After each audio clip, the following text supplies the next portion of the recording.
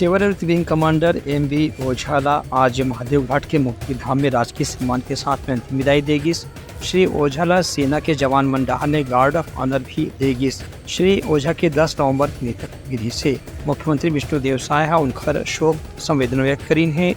अपन प्रतिनिधि के रूप में विधायक पुरंदर मिश्रा और कलेक्टर गौरव सिंह भी मुक्तिधाम में मुख्यमंत्री है भेज रही। ये दोनों अधिकारी और जनप्रतिनिधि मन वहाँ पुष्प चक्र भेंट करके दिवंगत आत्मा श्रद्धांजलि अर्पित करी और उनकर अंतिम यात्रा में शामिल हुई।